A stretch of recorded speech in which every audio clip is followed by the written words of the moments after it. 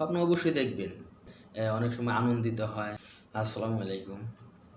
স্বপ্ন স্বপ্নই থাকে। স্বপ্নকে কখনো ধরা যায় না। আমরা স্বপ্ন কেন দেখব না? স্বপ্ন অবশ্যই দেখব। ঘুমিয়ে থাকার পরে স্বপ্ন দেখলাম। স্বপ্ন কি কখনো কি হাত দিয়ে ধরা যায়? ধরা যায় না। স্বপ্ন স্বপ্নই থাকে।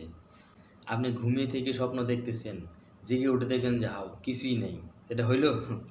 অতএব এটাকে ধরতে যাবেন না কখনো। এটাকে ওর মতোই ছুটতে দেন। প্রতি জিনিসের প্রতি, বস্তুর প্রতি ভালোবাসা সেটা থাকবেই। এটা যুগ যুগ ধরে হয়ে আসছে, কিয়ামত পর্যন্ত থাকবে। এটা কখনো অন্যরকম হবে না। এটা এই ধারাবাহিকতা বজায় থাকবে। এটা কেউ কখনো নিতে পারবে না মানুষের কাছ থেকে। মানুষের এটা জিনগত সমস্যা। মানুষ স্বপ্ন দেখবে, কিন্তু বাস্তবে কখনোই এটা বাস্তবায়ন হবে না। এটা শুধু দেখেই মানে আনন্দ মজা পাবে। এই যে বললাম ঘুমিয়ে থেকে দেখবেন, বাস্তবে ধরতে যাবেন নাই। তো এরকম আর কি ব্যাপারটা। ঠিক আছে?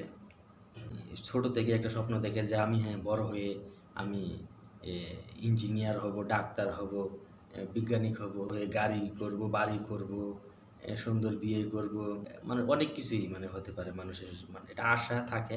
হ্যাঁ, কেউ স্বপ্ন থেকে দেখেন না যেটা আমি স্বপ্নে।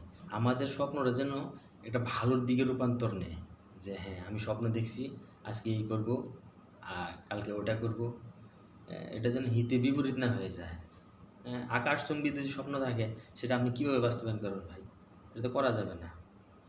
যুগে যুগে মাজার, পূজারি লোক কিছু আছে, থাকবে, কিয়ামত পর্যন্ত থাকবে। সেটা মানে চলতে হবে। মাজারে মাথা সেজদা দেওয়া যাবে না, শিরক হবে। মাজারে যায় কোনো কিছু চাওয়া, যে বাবা আমার ছেলে দেন, মেয়ে দেন, আসলে বাবার কাছে কোনো কিছুই নাই। বাবা শুধু স্বপ্নই দেখাবে।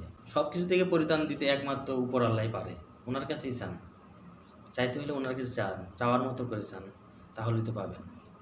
আর মাজার যেগুলো আছে ভাঙার যদি কারো সাধ্য থাকে, ভালোভাবে রাষ্ট্রীয়ভাবে আইন অনুযায়ী সিদ্ধান্ত নেন।